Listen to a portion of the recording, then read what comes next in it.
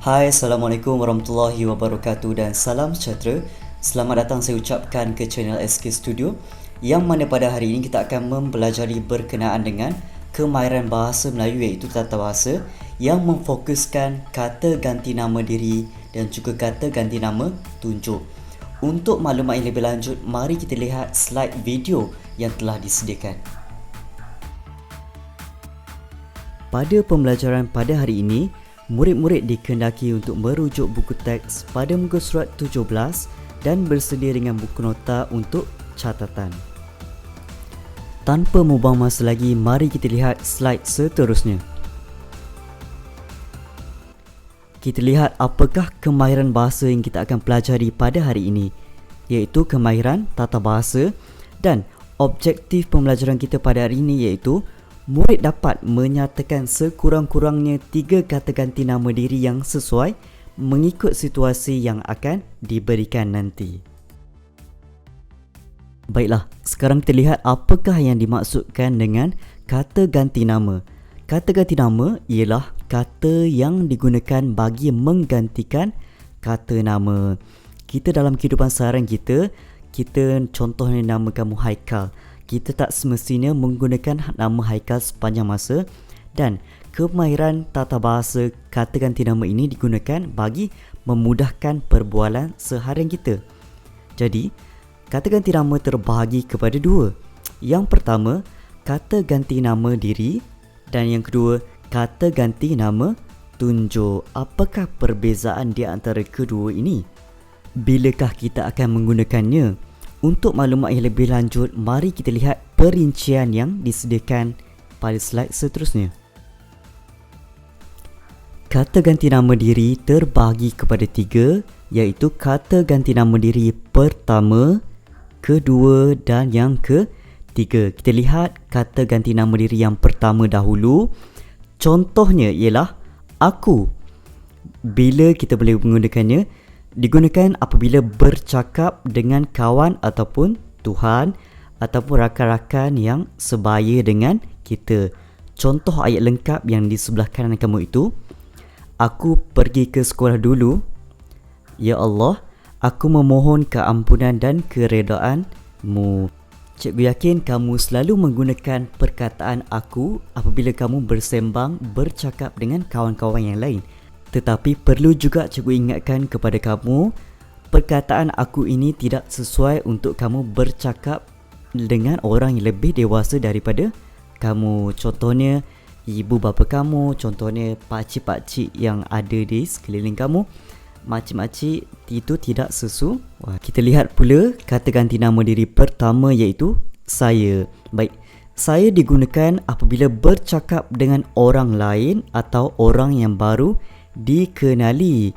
Okey, contoh ayat dia, saya baru berpindah ke sini, kata Haikal kepada Cikgu Amir. Contohnya, perkataan saya sesuai digunakan untuk situasi yang lebih rasmi ataupun formal.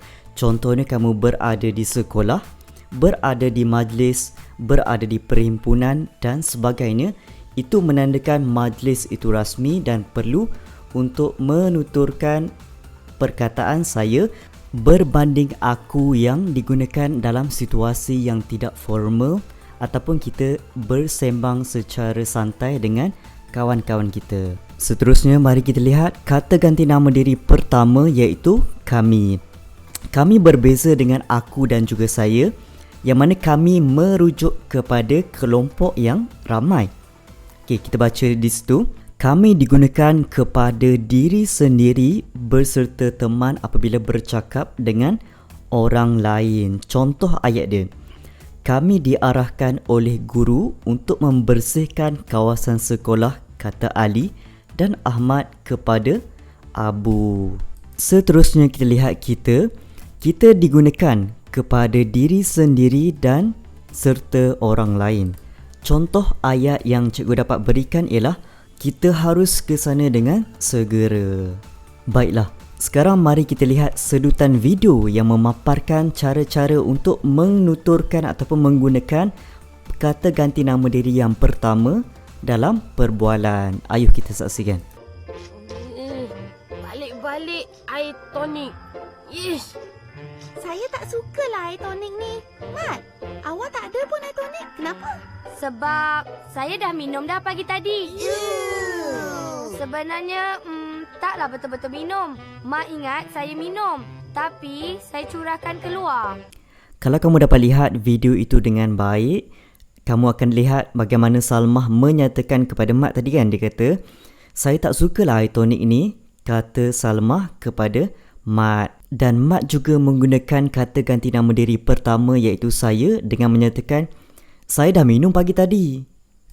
Itu adalah cara-cara yang betul ataupun bila kamu bersembang dengan kawan bagi menggunakan perkataan saya. Selesai kata ganti nama diri pertama, kita lihat pula kata ganti nama diri yang kedua. Terbahagi kepada beberapa kata ganti nama diri kedua iaitu anda, awak, engkau, kamu, tuanku dan kalian. Kata ganti nama diri yang kedua digunakan untuk merujuk kepada orang lain. Kita lihat satu persatu. Yang pertama ialah anda. Anda digunakan kepada orang kedua apabila kita tidak berhadapan dengannya. Okay, contoh ayat dia. Saya berharap anda dapat menyelesaikan masalah ini. Okay, contoh yang kedua. Anda telah dipilih sebagai pelajar cemerlang di sekolah ini. Seterusnya ialah awak. Awak digunakan untuk orang kedua dalam hubungan rapat. Contoh dia, saya hendak berjumpa dengan awak di taman. Yang seterusnya, awak mesti hadir ke parti hari lahir saya. Seterusnya ialah engkau. Engkau digunakan untuk orang kedua yang sangat rapat dengan kita ataupun apabila kita bercakap dengan Tuhan. Engkau ni tak sewenang-wenang ni kita boleh bercakap dengan orang yang baru kita kenal. Ia digunakan untuk orang yang kita dah kenal lama ataupun kawan-kawan rapat kita. Contoh dia, kita bercakap dengan telefon. Engkau mau datang ke rumah saya petang ni? Contoh dia. Ataupun kita bercakap dengan Tuhan. Tuhan, hanya engkaulah diri aku serahkan. Seterusnya ialah kamu. Kamu digunakan untuk orang kedua yang rapat hubungan dengan kita, sama juga seperti engkau. Contoh dia, kamu memang hebat. Tuanku, tuanku cikgu akan ulas pada slide depan. Seterusnya ialah kalian. Kalian digunakan apabila kita bercakap dengan kelompok yang ramai ataupun bercakap terhadap beberapa orang kawan kita. Contoh dia, kalian hendak ke mana? Tanya Ali kepada kawan-kawannya. Selesai dengan kata ganti nama diri kedua. Sekarang mari kita lihat ataupun tonton video yang telah disediakan tentang cara-cara menggunakan kata ganti nama diri yang kedua. Mat, anak, masa untuk minum tonik Dr. Ahmad Nanduk. Minum je lah. Nanti awak boleh jadi sihat dan kuat macam badang. Tapi Mak tak suka rasanya. Rasa macam air payah Tok Din. Minum je lah, Mat. Jangan bantah cakap orang tua.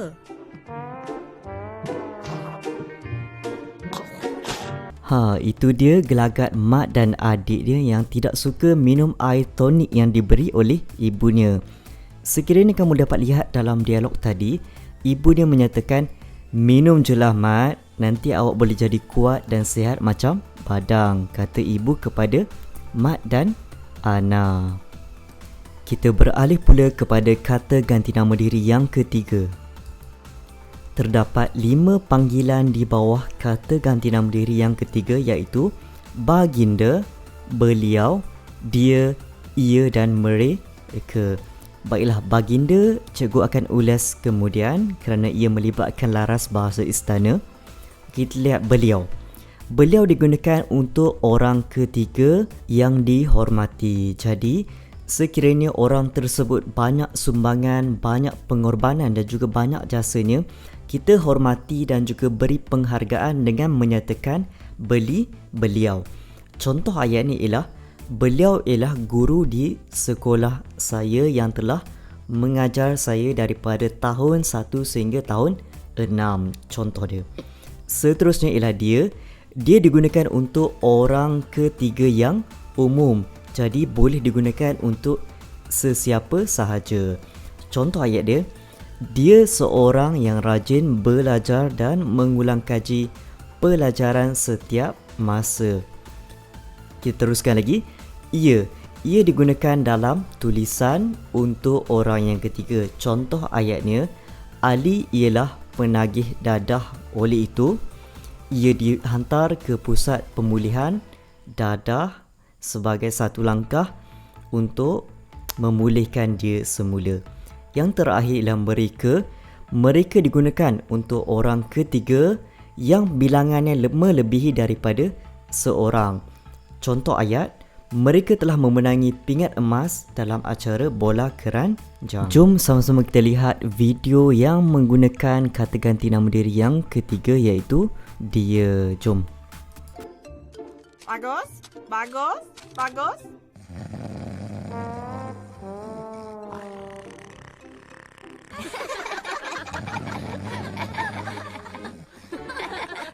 Mat, bangun. Mana kerja rumah Inggeris awak? Hah? Apa? Apa dia? Kerja rumah. Hah? Saya dah buat. Betul. Alamak, malam tadi ada pokok sebesar almari tu nak makan saya. Betul. Mungkin dia dah makan kerja rumah saya tu. Awak akan didenda hari ini. Alamak. Di akhir video tersebut, Mat menyatakan kepada gurunya, alamak, ada pokok sebesar gergasi itu nak makan saya. Mungkin dia dah makan kerja rumah saya sekali. Baiklah, di sini dia tersebut merujuk kepada pokok besar yang nak makan Mat itu. Selesai dengan itu, mari sama-sama kita lihat kata ganti nama diri yang berasaskan laras bahasa istana. Kita lihat kata ganti nama diri yang pertama, iaitu saya. Apabila kita menggunakan pada laras bahasa istana, berbeza mengikut orang ataupun kedudukan seseorang. Yang pertama kita lihat, apabila kita bertutur, kita bercakap dengan raja ataupun sultan, saya digantikan dengan beta. Manakala rakyat biasa mengungkapkan patih. Contoh yang dapat cikgu berikan, patih memohon perkenan tuanku untuk meneruskan majlis. Baiklah, sekarang kita lihat pula kata ganti nama diri yang kedua, iaitu awak. Bagi raja dan sultan, ia digantikan dengan tuanku. Contoh ayat yang sering digunakan, ampun tuanku beribu-ribu ampun, sembah patih harap diampun. Manakala rakyat biasa pula menggunakan awak digantikan dengan tuan hamba. Sekarang kita lihat pula kata ganti nama diri yang ketiga, iaitu dia. Bagi raja ataupun sultan, ia digantikan dengan baginda. Baginda memerintahkan rakyat supaya bersatu padu. Contoh dia, bagi rakyat biasa, dia kekal dengan dia juga. Dia merupakan seorang rakyat Malaysia yang baik. Selesai kata ganti nama, sekarang kita lihat pula kata ganti nama tunjuk umum dan tempat. Kata ganti nama tunjuk umum digunakan untuk menunjukkan sesuatu seperti manusia, haiwan, benda dan tempat. Terbahagi kepada dua, iaitu ini dan itu. Baiklah, kita lihat ini. Ini menunjukkan sesuatu yang dekat. Contoh ayat dia, ini sekolah saya. Ayat yang kedua, buah betik ini sedap rasanya. Seterusnya ialah itu. Itu menunjukkan sesuatu yang jauh. Contoh dia, itu buku latihan saya. Anjing itu sangat garang. Kita lihat pula kata ganti nama tempat yang digunakan untuk menggantikan nama tempat. Terbahagi kepada tiga, iaitu sini, situ dan sana. Sini merujuk kepada tempat yang dekat. Contoh dia, saya tinggal di sini. Situ pula menunjukkan tempat yang tidak begitu jauh. Contohnya, letak pasu ini di situ. Dan yang terakhir, sana. Sana menunjukkan tempat yang lebih jauh. Contohnya, contoh ayat, jangan bermain di sana kerana tempat tersebut berbahaya. Baiklah, murid boleh terus merujuk buku teks pada muka surat 17. Satu untuk semua.